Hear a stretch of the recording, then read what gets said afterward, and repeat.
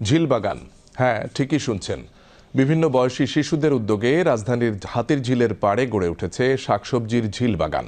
সেখানে চাষ হচ্ছে বাঁধাকপি, কচু, মিষ্টি কুমড়া, কাঁচামরিচ সহ নানান রকম শাকসবজি। স্থানীয়দের সাহায্যে বাঙ্গি, তরমুজের মতো ফলও ফলাচ্ছে শিশুরা। বিস্তারিত গোলাম মর্তুজার প্রতিবেদনে।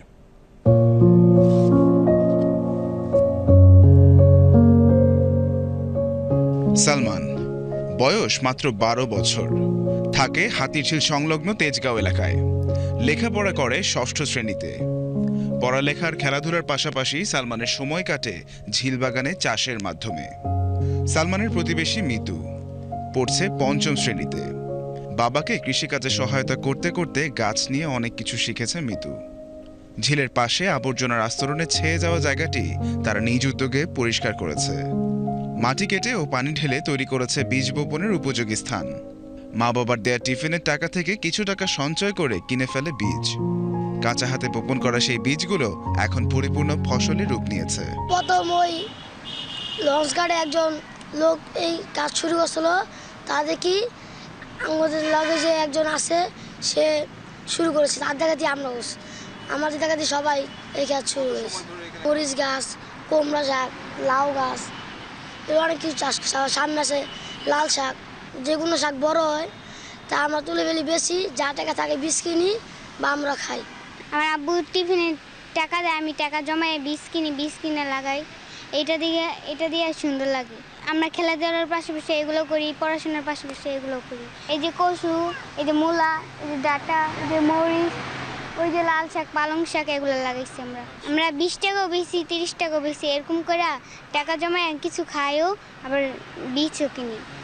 রাজধানীতে প্রতিদিন 6,000 টনেরও বেশি আবর্জনা উৎপাদন হয়।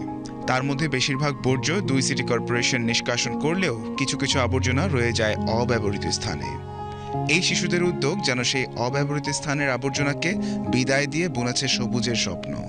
আবর্জনা পরিষ্কার করা থেকে বীজ বপনের পুরো প্রক্রিয়াটি এই শিশুদের জন্য কিছুটা কঠিন হলেও তারা তা করছে বেশ আনন্দের সাথে।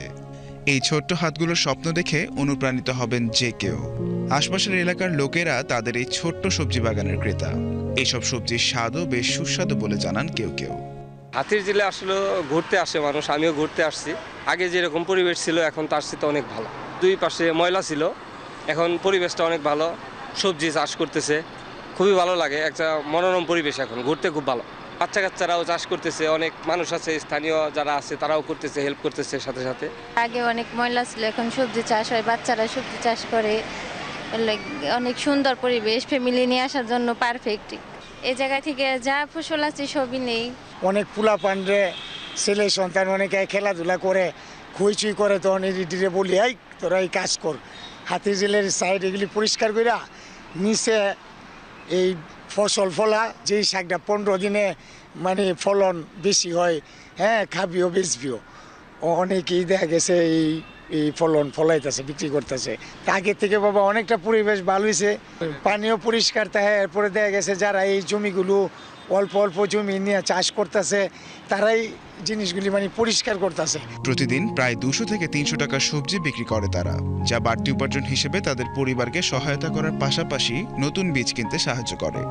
তাদের এই কাজে সহায়তা করেন অভিজ্ঞ স্থানীয়রা। এই জায়গা বসে থাকলাম গরমের ভিতরে বাতাস খাইতে, চিন্তা করলাম যে এই জায়গায় তো শাকসবজি হইব ভালো। জায়গা তো পড়ে রয়েছে, ময়লা জায়গা পরিষ্কার করলে শাকসবজি হইলে তো নিজেও খাইতে পারলাম। ওরা তো প্রথম পারতো না, এরপরে আমাদের থেকে দেখা আস্তে আস্তে এখন ভালোই করতেছে। ওই যে বীজ চারা আয়া বলতেছে কাকা চারা দেন, বীজ দেন। যা কিছু চারা বীজ আমি দিতাছি, দিতাছি কিভাবে কি করতে হয়।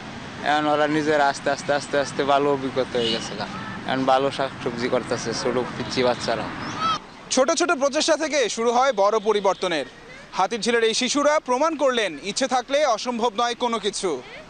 সালমান এবং মিতুদের প্রচেষ্টায় বাংলাদেশের প্রতিটি কোণা একদিন ছেয়ে যাবে সবুজে। প্রাণ ভরে শ্বাস নেবে বিশ্ববাসী। গোলাম মর্তুজা, বিটিভি নিউজ, ঢাকা।